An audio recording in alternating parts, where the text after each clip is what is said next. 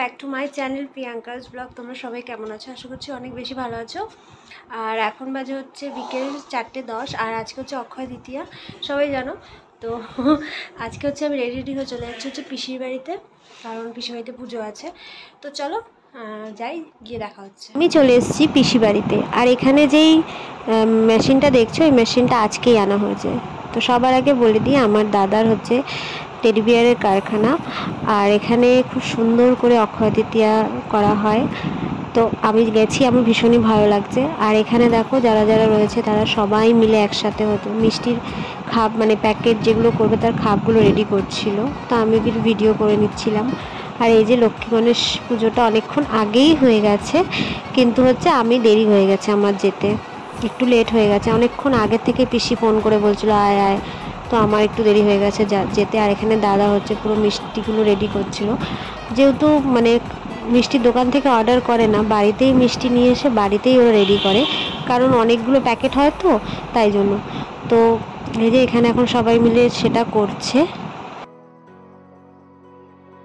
কারা কারা আমার মতো মিষ্টি খেতে ভালোবাসো তারা কিন্তু অবশ্যই কমেন্ট করে জানিও। আর অক্ষয় তৃতীয়া মানেই মিষ্টি খাওয়ার দিন, আর পয়লা বৈশাখ মানেই মিষ্টি খাওয়ার দিন। তো অক্ষয় তৃতীয়ার পয়লা বৈশাখে কোথাও যেতে পারিনি, তো অক্ষয় তৃতীয়াতে দাদাবাড়ি চলে এসেছে, আর দাদাবাড়িতে ভীষণভাবে মজা করেছি সবাই মিলে। আর এই যে এই জিনিসটা দেখতে পাচ্ছ না, সবাই মিলে যে মিষ্টি প্যাকিং করছে, আমার যে এত ভালো লাগছে কি বলবো। আমিও ভাবছিলাম যে আমি করবো, কিন্তু আমি ভিডিও বানাচ্ছিলাম তাই জন্য আমি আর করতে পারিনি। তো যাই হোক, সেটা করিনি, কিন্তু আমি মিষ্টির প্যাকেটের খাপের মধ্যে হচ্ছে গার্ডার লাগিয়ে দিচ্ছিলাম। তো এখানে দেখো সব রকমভাবে মিষ্টি, মানে অনেক রকমের মিষ্টি ছিল, দেখো সবই দেখাবো। এই দেখো একটা একটা করে দেখো, অনেক রকমের সুন্দর সুন্দর মিষ্টি ছিল, খুব ভালো লাগছিল দেখতে আমার। আর এখানে এক একটা প্যাকেটে হচ্ছে 15 পিস করে মিষ্টি গেছে। তো সব কটা মিষ্টি খুব টেস্ট, আর মানে খুবই সুন্দর সব কটা, যে কটা মিষ্টি চয়েস করেছে দাদা সব কটা মিষ্টি সুন্দর। আর মানে নোনতার মধ্যে হচ্ছে নিমকি আর হচ্ছে ফুচকা স্টল দিয়েছিল, ফুচকা করেছিল।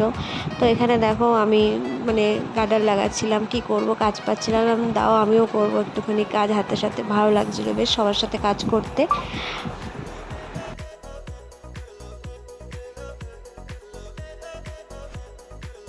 আজকে অনেক দিন পর আমি শাড়ি পরেছি, আজকে অক্ষয় তৃতীয়া দেখি আমি শাড়ি পরলাম। আমি সত্যি শাড়ি পরি না, আমার বিয়ে হয়ে গেছে ঠিকই, কিন্তু আমি শাড়ি খুব একটা পরি না, আমি জিন্স টপ চুড়িদার এই সমস্ত নিয়েই পরি। কিন্তু আজকে অক্ষয় তৃতীয়া ভাবলাম আজকে একটু শাড়ি পরি, দেখতেও ভালো লাগবে। আর সবাই বলছিল শাড়ি পরার জন্য, দিদিভাই বলছিল শাড়ি পরতে, সবাই বলছিল, তাই জন্য শাড়ি পরেছি। আর আমাকে শাড়ি পরে কেমন লাগছে সবাই প্লিজ কমেন্ট সেকশানে আমাকে জানিও।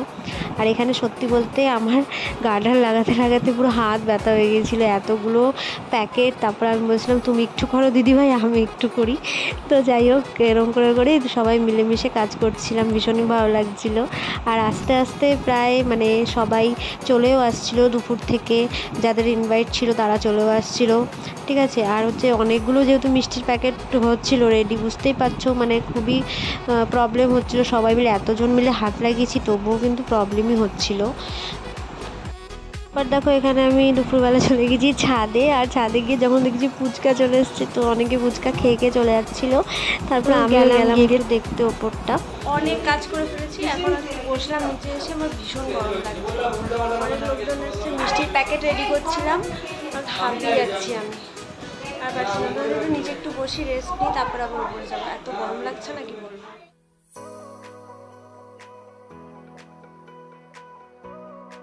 অনেকটাই রাত হয়ে গেছে, প্রায় 7:30টার মতো বাজে, আর আমি চলে গেছি ছাদে ফুচকা খেতে।